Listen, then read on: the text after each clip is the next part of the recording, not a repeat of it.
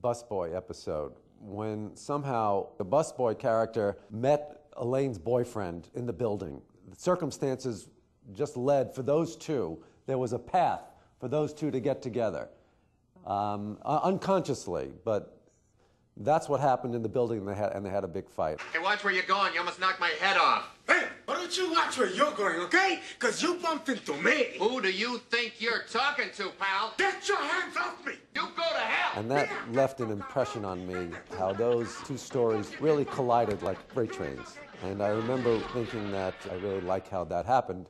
I hope that could happen again, or somehow, or maybe I could even make that happen again. And I remember thinking, this is a good thing to continue. There was another aspect to that as well, that I never like to see actors unhappy on a set, especially the principals. You know, they're coming in every day. I wanted the actors to be happy. And so we started a chart. This is how little we knew about how to write a sitcom. We started a chart and we put Jerry, George, Kramer, and Elaine on this chart. And for each story, we would check off if one of them had a story. And we had to make sure after that that each person had a story in the show. I tried to give everybody a lot of stuff to do, and sometimes that would mean doing 4 separate stories and juggling these balls and trying to bring them all together somehow. You know, the idea that you have 2 guys who've never written a show being run by a network executive that had never had a show, leading to a show that has a unique and unusual feel. This is a model that all the networks subsequently ignored and never did again, except for HBO. I think HBO, I don't know if they really knew that that's how our show evolved, but that's a network that hires people that they like and says that's the end of their job. We like you, do what you think you should do, and it leads to much more distinctive programming. An all-new Seinfeld is back. 1 part sitcom, 1 part stand-up. You ever see these operating theaters that they have with like stadium seating? You don't want them doing anything to you that makes other doctors go, I have to see this.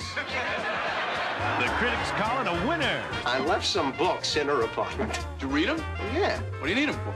I don't know, they're books. What do you need it for after you read it? Seinfeld on NBC Wednesday, 9:30, 8:30 Central. Have you reread those books yet, by the way? The night that Seinfeld was going to premiere in '91 on Wednesday night, we bombed Baghdad. Just 2 hours ago, Allied air forces began an attack on military targets in Iraq and Kuwait. I remember that night that we were supposed to premiere and the war started and we didn't go on. And I remember everybody being very disturbed by it and me not being able to understand why people were upset. I thought, well, it's going to go on. What's the difference? My mother called the local NBC offices and said, look, you don't have that much information yet. You're repeating yourselves. Take a break, a half hour, say 8:30 to 9, and put on whatever you were going to put on, and then come back with an update. Update us, but don't. She tried to schnorr her way through the war. I know that we weren't doing well in the ratings for that second season. We were no longer behind Cheers. Yeah, we would always lose to Jake and the Fat Man. I always felt we would get closer, and then he would get fatter, and he would pull away again.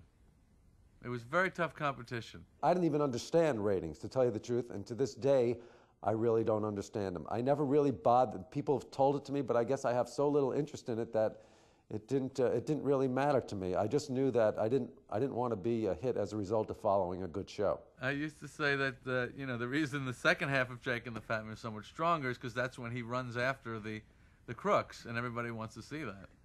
And when the show was eventually moved from Wednesday night to Thursday night behind Cheers, I spoke to a television reporter, and he said, well, you must be thrilled about this move. And I said to him, if they weren't watching on Wednesday night, I don't want them watching on Thursday night. And I was serious. I didn't. I do remember, Larry, this was a very good thing. I mean, we were still a relatively obscure show. And suddenly we were going to have a prime spot where people could at least sample us and see if they liked the show. It was almost unfindable prior to that. And Larry was so upset. He was just pissed. He just, I don't want to be Cheers' little brother. that was his big stuff. I don't want to be Cheers' little brother. I was really I was looking at this show, and I so believed it was going to work and could work.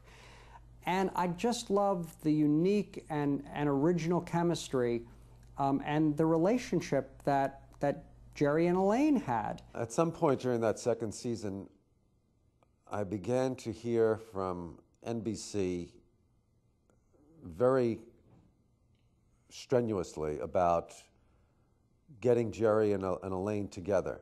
I was beating the drum saying their relationship, when they're together, when there are real stakes in their relationship, I believe that is something that the audience can attach themselves to. And they kept persisting, and I was very, very reluctant and resistant, and I wasn't doing it.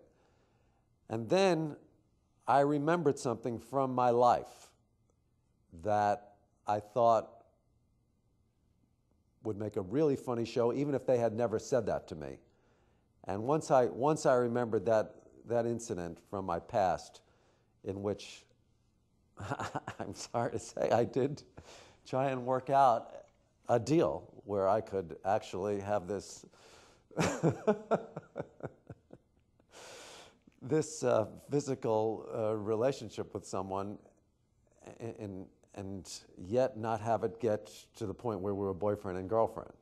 And the only way we could do that was if we followed these particular rules, and that became the Deal episode. Because this is very good. And that would be good. That would be good too. The idea is to combine the this and the that. But this cannot be disturbed. Yeah, we just want to take this and add that. We thought that people weren't going to believe that these two were just going to continue to hang out. We thought the idea of them just being friends was stretching credibility, and we thought we had to put them back together. So, what are you guys going to do today? This and that. And the other. Boy, I really liked the two of you much better when you weren't a couple. I think we thought that that's what it was going to be after we shot The Deal, which was the last episode of that season. My thinking never went into another season. I just figured, well, that's it. Why would they pick up the show? The ratings aren't good. I didn't think that they would pick up the show, so okay, so that's how the show ended. It didn't really matter to me. We weren't on long enough to go out with some big splash ending. It didn't really matter. But then the show got picked up again for yet another season. This time, 22. 22. I don't tend to worry, no matter what. You know, Larry was certainly worrying enough for the two of us. I think as long as he's worried, he's thinking about it, he'll worry. And so I don't have to worry. There was never a hint of panic. This time, and I am dead honest here, real, actual tears out of my eyes, crying. I cried on my bed, cried at the prospect of coming up with 22 more of these things. How in God's name is that going to happen? So it was just from there to there. We went from a couple of bums to industry titans, right across First Avenue and 78th Street. And that's the story.